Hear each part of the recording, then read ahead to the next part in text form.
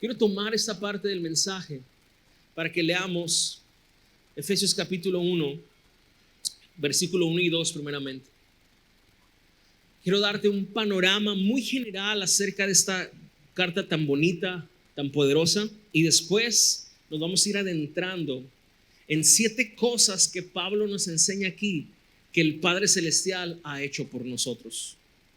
Vamos a leer Efesios capítulo 1, verso 2. Dice: yo, Pablo, elegido por la voluntad de Dios para ser apóstol de Cristo Jesús, escribo esta carta al pueblo santo de Dios en Éfeso, fieles seguidores de Cristo Jesús.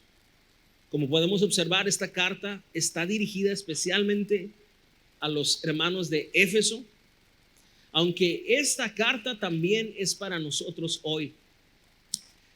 Que Dios nuestro Padre y el Señor Jesucristo les den gracia y paz.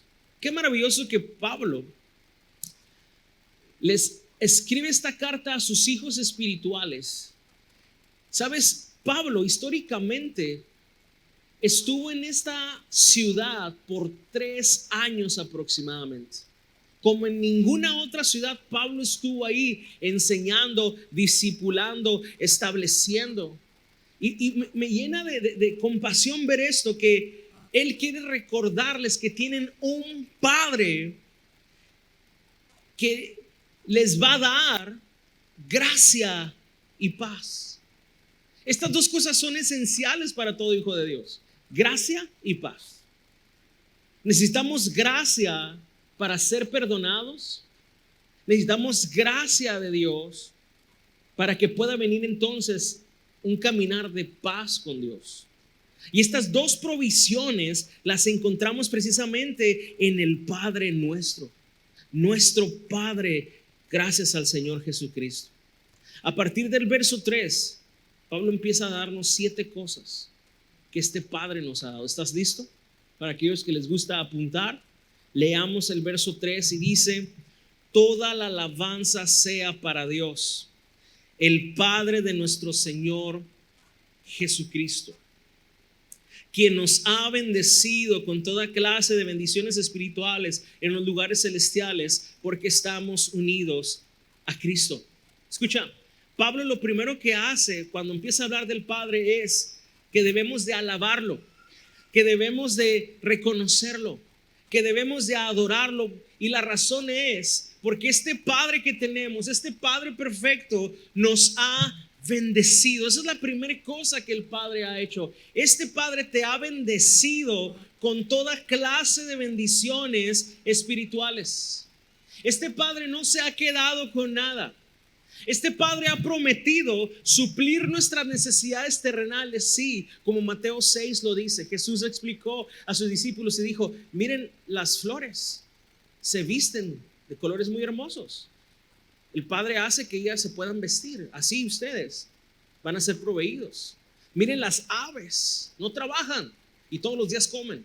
Así el Padre les va a proveer a ustedes. ¿Acaso no son ustedes más importantes que el Padre? Es más, todavía no está la palabra en la boca de ustedes y el Padre sabe de lo que ustedes tienen necesidad. Jesús se encargó de recalcarles que toda necesidad que un hijo, un discípulo tuviera en esa tierra, el Padre la proveería. Pero ahora vemos a Pablo que no está hablando de las provisiones terrenales. Eso ya está. Jesús habló de eso. Ahora Pablo dice que este Padre que tenemos te ha bendecido, me ha bendecido con toda bendición espiritual. Estas bendiciones son más altas porque no solamente son para esta vida, sino son para la eternidad. Y en el Padre, tú y yo tenemos esa clase de bendiciones. Por eso dice en los lugares celestiales. O sea, no pertenecen a esta tierra, no pertenecen a este sistema del mundo. Son cosas celestiales, son cosas divinas que el Padre nos ha dado por medio de Cristo Jesús, y tú y yo las tenemos ahora en Él. ¿Te fijas que no dice te bendecirá o puede bendecirlos?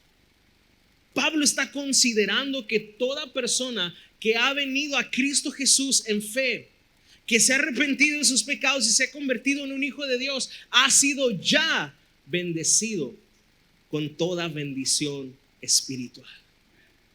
Yo no sé que tú hayas vivido en casa qué tipo de familia te haya tocado vivir. Pero lo que sí sé es que el Padre que ahora tienes en Cristo es un Padre generoso, bondadoso, que ha dado lo mejor que Él tenía, que es su Hijo. Y que Él mismo declara que te ha bendecido ya con toda bendición espiritual. Por eso Pablo dice que toda la alabanza sea al Padre. Muchas veces olvidamos lo que el Padre ha hecho y es por eso que no lo alabamos. Es por eso que no lo reconocemos. Pero basta con que recordemos la obra del Padre, lo que el Padre ha hecho por nosotros, para que realmente podamos adorarlo, agradecerle y bendecir su nombre. ¿Cuántos bendicen el nombre del Padre? Gloria a Dios. Fíjate lo que dice el verso siguiente. Son 7 cosas que vamos a observar acá. El verso siguiente dice: incluso antes de haber hecho el mundo, Dios nos amó y nos eligió en Cristo para que seamos santos e intachables a sus ojos. Es una secuencia en la obra del Padre, en el plan del Padre. Primero, Pablo quiere que estemos completamente convencidos y seguros de que el Padre ha hecho algo tan poderoso, tan maravilloso, que nadie puede robarnos esa bendición, porque es una bendición espiritual en los lugares celestiales en Cristo Jesús.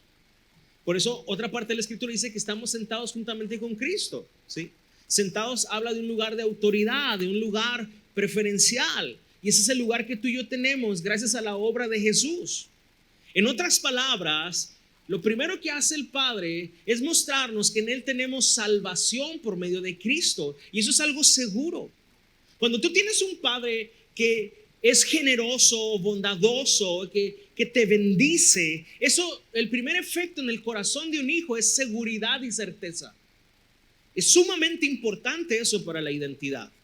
Y es triste ver hoy a muchos cristianos que todavía están así con los dedos en la boca, no sabiendo si son salvos o no son salvos, si Dios los desecha o no los desecha. La verdad es que la Biblia nos enseña de un Padre que hace las cosas perfectas, que Él ha hecho una obra gloriosa de tal manera que tú sepas que ya has sido bendecido en Cristo Jesús. A veces andamos por la vida buscando la bendición de nuestro Padre, la aprobación de un Padre. En Cristo tú ya tienes la aprobación del Padre Celestial. Tú ya no necesitas estar buscando en otros lados la aprobación, el elogio quizá. Lo que tú y yo necesitamos es ver la revelación de Dios como un Padre y creerla, abrazarla y alabar a Dios por eso. Incluso antes de haber hecho el mundo, dice, Dios nos amó y nos eligió en Cristo para que seamos santos e intachables a sus ojos. Dios no solamente ha prometido salvación para nosotros, Dios ha prometido santificación para nosotros. Dios ha prometido una transformación para nosotros. Él hizo esto para que seamos santos e intachables. ¿Pero quién lo hizo? ¿Nosotros? ¿Con nuestro esfuerzo? Lo hizo Él. Dios no solamente, vuelvo a repetir, nos ha prometido una salvación gloriosa en Cristo, sino que Dios está completamente comprometido en nuestra transformación. Ahora quiero que veas esto. Lo segundo es que Dios nos ha amado y nos ha elegido antes de la fundación de este mundo.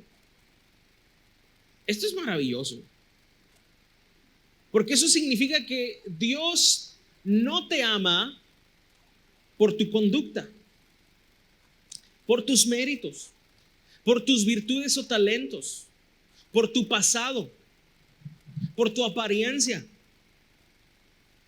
Nada de eso ha sido un determinante para que el Padre te ame y te elija. Y qué gran peso de encima se nos es quitado al entender y creer esta revelación. Porque aún en la mejor familia aquí en la tierra, los hombres naturales ciertamente amamos por preferencias. Amamos por nivel de satisfacción. En la Biblia inclusive hay ejemplos de personas que aparecen en la Biblia que amaban más a un hijo que a otro, que preferían más un hijo que a otro, que tenían más afinidad por un hijo que otro. Pero el padre que Pablo nos está revelando es un padre que no toma ninguna de esas cosas para decirte que te ama y que te ha elegido en Cristo Jesús. Cuando Pablo dice que fue antes de la fundación de este mundo, significa que ese amor es un amor eterno. Que antes de que tú siquiera fueses pensado, fueses concebido en el vientre de tu madre, Dios ya tenía un plan, Dios ya te amaba, Dios ya te conocía, Dios ya te había puesto nombre, Dios conocía tu historia, Dios sabía por lo que ibas a pasar. Y sabes, hermanos, eso es asombroso, eso es glorioso, porque los padres que tenemos en la tierra son temporales, obviamente, y están en un periodo de tiempo con nosotros, aunque ese tiempo, como dije al principio, nos marca en la vida. ¿Cuánto más no será la marca de un padre que todavía no existía el mundo y él ya había decidido por ti?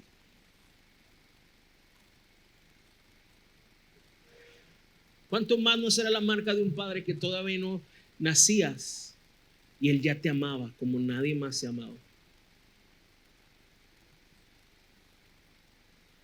Estas son cosas que muy comúnmente no pensamos y reflexionamos, hermanos. Pero esto debe ser tan relevante para tu espíritu y para tu alma, que precisamente te traigan la paz de la que Pablo habló en el saludo. Gracia y paz. No hay revelación más importante para la vida de un hijo de saber quién es su padre, porque en su padre él puede encontrar también identidad.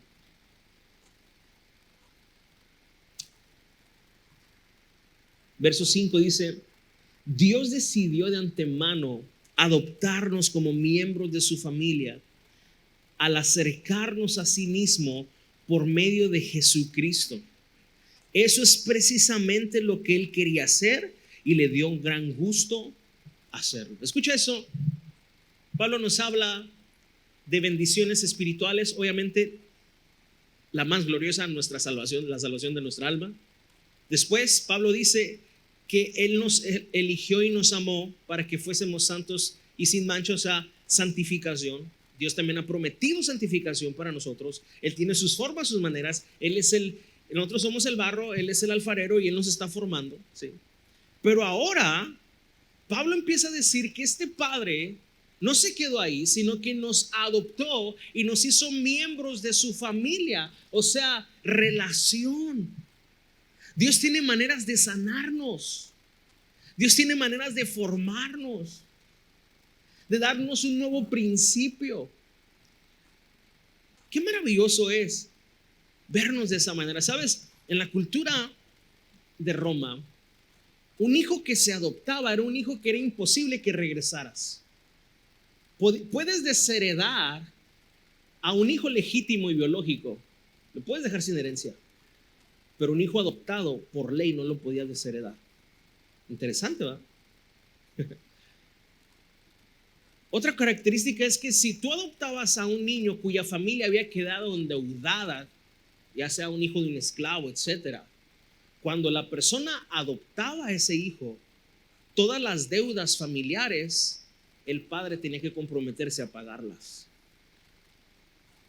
Y este padre del que Pablo nos está hablando y el Espíritu nos está revelando es un padre que nos ha adoptado y ha pagado todas nuestras deudas. Es un padre que intencionalmente ha quitado la barrera del pecado para que nada impida que tú y yo tengamos una relación sana, maravillosa, creciente y dependiente con él. Yo no sé cómo ha sido la relación en tu familia, pero en esta familia, con este padre perfecto, podemos tener una relación saludable, maravillosa, contemplativa y gloriosa con él.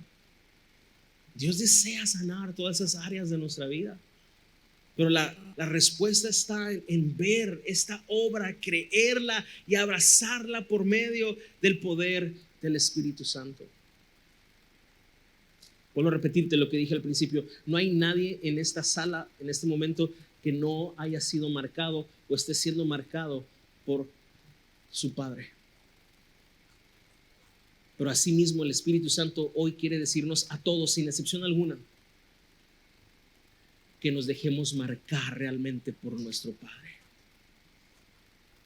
Que nuestro pasado no sea una excusa para repetir el patrón.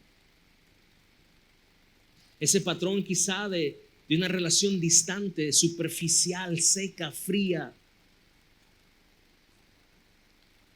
Que ese no sea nuestro recurso al dar, o quizá una relación donde la ira era lo que estaba ahí presente constantemente. Una relación de padre e hijo donde no hay perdón, donde no se sabe pedir perdón. Este Padre que tenemos, este Padre celestial, es el modelo perfecto para aprender. Amén. El verso siguiente dice: de manera que alabamos a Dios por la abundante gracia que derramó sobre nosotros los que pertenecemos a su Hijo amado. En esta carta a los Efesios vamos a ver una y otra vez que todo lo que hemos recibido es en Cristo. Esta elección, estas bendiciones, esta adopción, la ha ejecutado el Padre, pero por medio del sacrificio de su Hijo. Algo que dijimos constantemente en la serie anterior de las buenas nuevas, ¿recuerdas? Era que existe un solo mediador entre el Padre, Dios Padre, y los hombres. Y este mediador es Jesucristo, que se hizo hombre para venir y efectuar el pago de nuestros pecados. Entonces, en Efesios vas a encontrar una y otra vez esta frase: en Cristo, o por Cristo, o a través de Cristo, o por medio de Cristo, para que no lo olvidemos. Esta alabanza al Padre por su gracia abundante que ha derramado ya sobre nosotros es porque le pertenecemos a su Hijo. Verso 7 dice: Dios es tan rico en gracia y bondad que compró nuestra libertad con la sangre de su Hijo y perdonó nuestros pecados. Él desbordó su bondad sobre nosotros, junto a toda la sabiduría y el entendimiento. Este Padre que tenemos es rico en gracia y en bondad para nosotros. Me encanta este concepto doble, gracia y bondad, porque creo que a veces entendemos muy bien la bondad. Alguien que quiere dar con generosidad, alguien que desea el bien para la persona amada. Pero la gracia nos habla de algo mayor, de que aun cuando no merecemos se nos es dado. Y qué maravilloso que tengamos esta clase de Padre, que aun cuando realmente no lo merecemos, Él nos ha dado las abundantes riquezas de su gracia. Muchos de nosotros nos cuesta acercarnos a Dios, porque a veces en la relación de familia y sobre todo con nuestro Padre, era una cuestión de ver tu conducta, de ver cómo te portas, a ver qué cosas haces bien. Pero el Padre que tenemos no nos mide de acuerdo a nuestras obras. El Padre que tenemos es rico en gracia para darnos aún, hermanos, lo que no merecemos. Gracia es eso, darnos lo que no merecemos. Con Él tú y yo podemos venir precisamente confiadamente, no solo cuando me porto bien, sino en mi peor momento yo puedo venir confiadamente al trono de la gracia para encontrar oportuno socorro, porque mi Padre es rico en gracia. Hay gente que deserta de la iglesia porque se le ha metido la idea, la mentira del diablo, de que Dios ya no puede perdonarlos, de que su oportunidad se acabó, que le colmaron la paciencia a Dios. Era lo que el hijo pródigo pensaba. Sí voy a volver, pero no voy a volver como hijo. Le voy a pedir a mi papá que me trate como uno de sus sirvientes. No importa que sea el sirviente más bajo, con que yo no coma comida para los cerdos, porque en la casa de mi padre aún los sirvientes comen bien, porque el Padre es rico en gracia. Pero su sorpresa fue que cuando él regresa en Lucas 15, su padre lo está esperando en la puerta,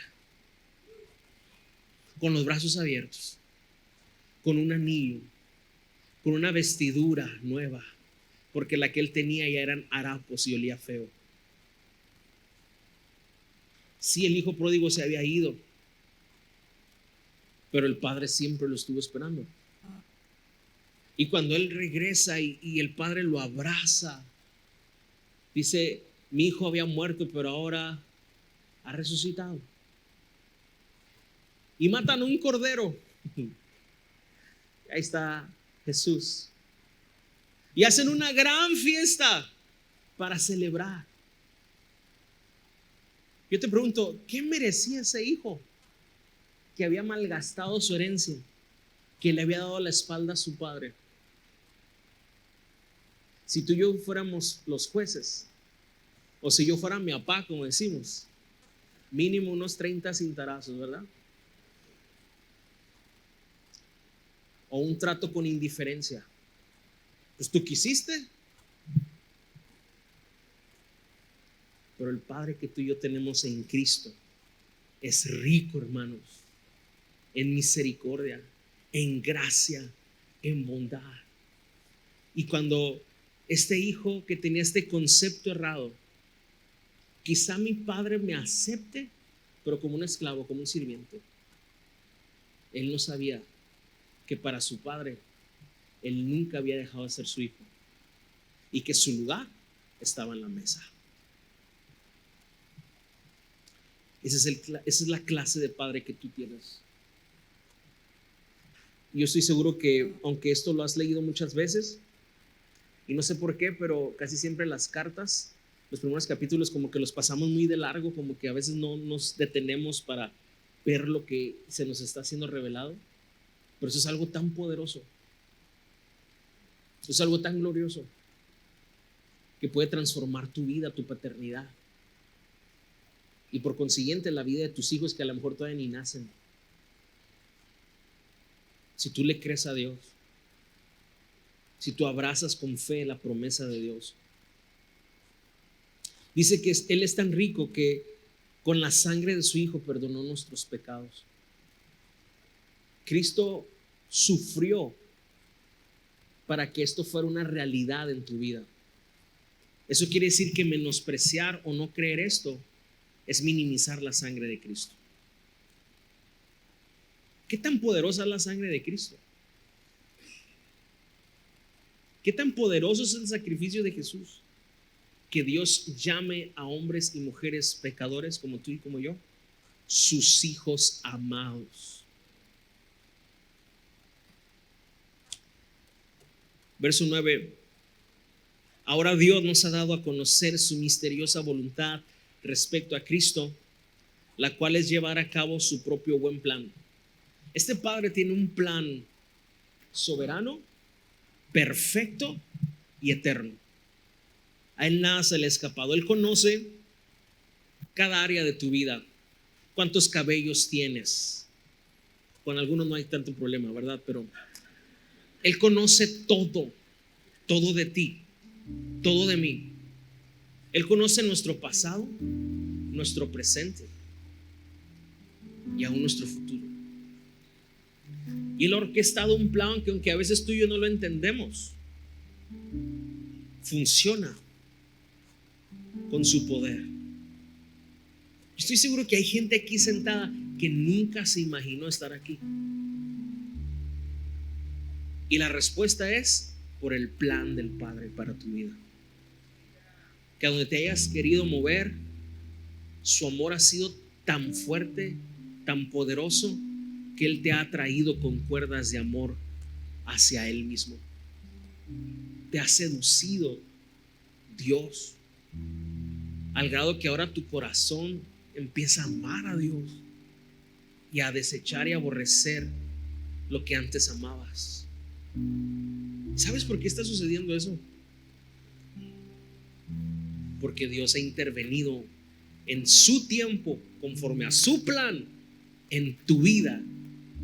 Y que te tengo una noticia: ni siquiera es tu vida, es de Él. Su plan se lleva a cabo y Él lo ha revelado, versículo 10. Y el plan es el siguiente: a su debido tiempo, Dios reunirá todas las cosas y las pondrá bajo la autoridad de Cristo.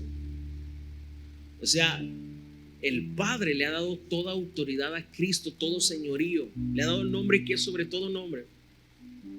Y Cristo, por su obra, puede reconciliar todas las cosas, todo lo que el pecado descompuso. Cristo tiene el poder para volverlo en su forma original y aún mejor, porque Adán nunca experimentó la adopción, pero tú y yo sí.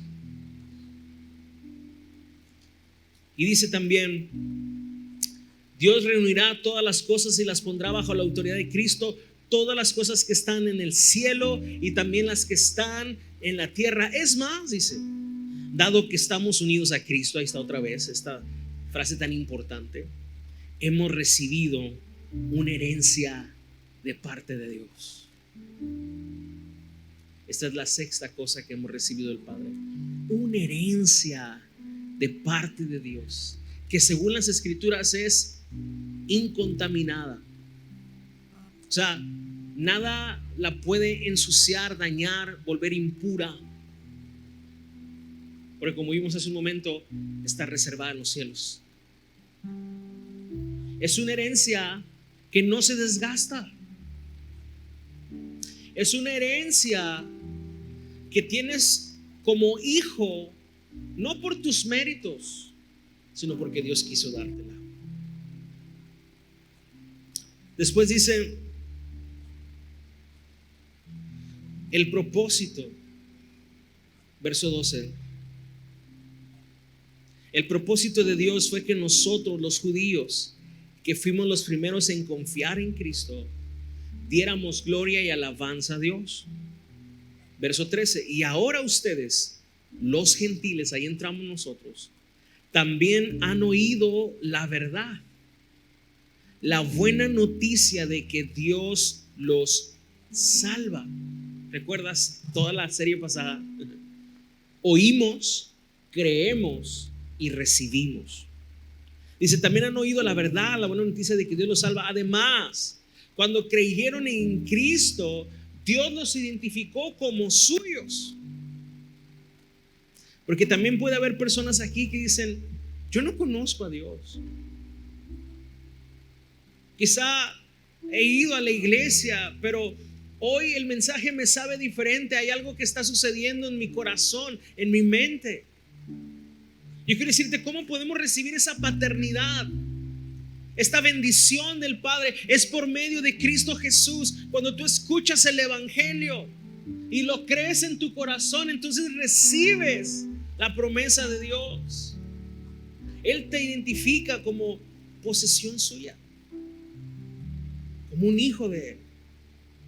Dice: cuando creyeron en Cristo, Dios los identificó como suyos al darles el Espíritu Santo, el cual había prometido tiempo atrás.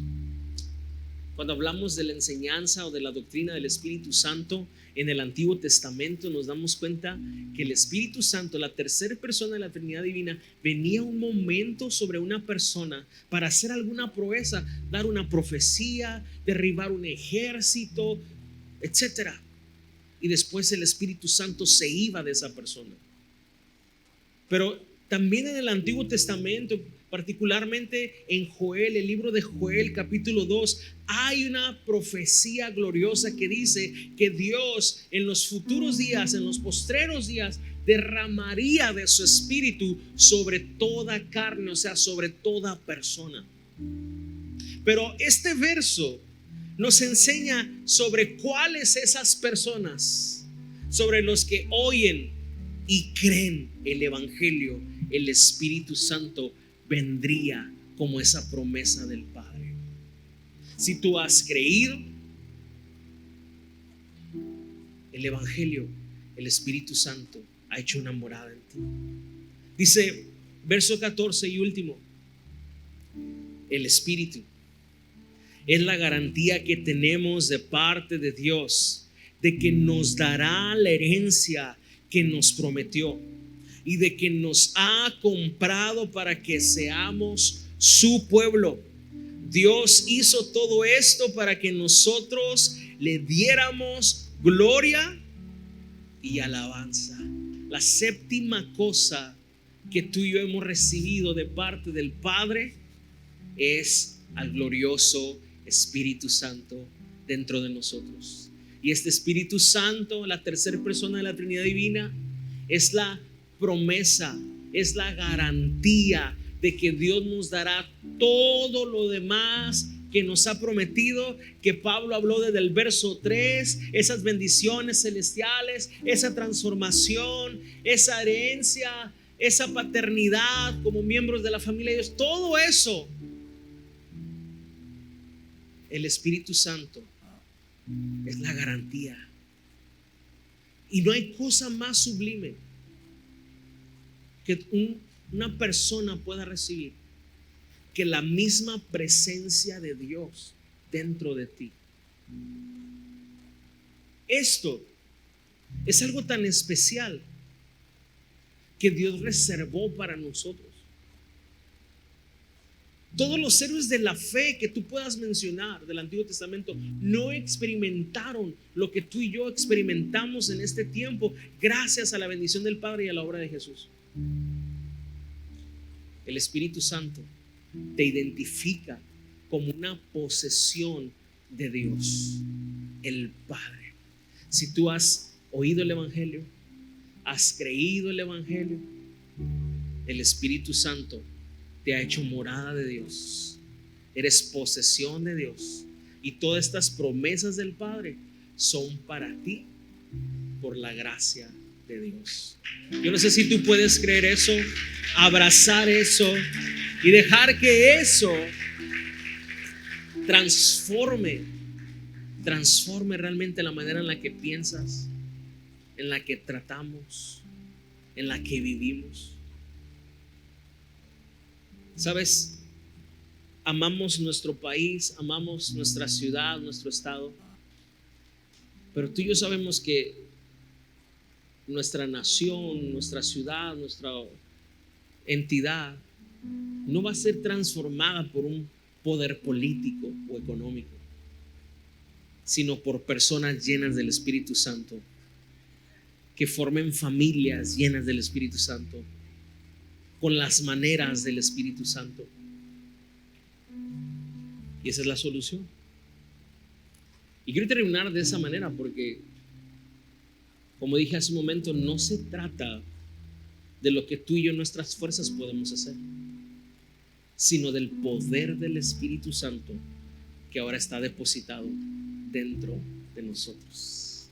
¿Qué te parece si terminamos este tiempo haciendo dos cosas? La primera de ellas, como Pablo lo dijo constantemente, alabemos al Padre, glorifiquemos al Padre, dale gracias al Padre al conocer todo lo que Él ha hecho por nosotros. Y segundo, ¿por qué no le pedimos a este Padre bondadoso, rico en misericordia y gracia, que nos ayude, que nos transforme, que nos sane, que nos enseñe, que nos llene de su poder? Porque dice la Escritura también que si nosotros, siendo malos padres, sabemos dar buenas cosas a nuestros hijos, cuánto más nuestro Padre nos dará de su Espíritu Santo a los que se lo pedimos. Pídele al Padre con este entendimiento de que Él es rico en gracia, en bondad para tu vida.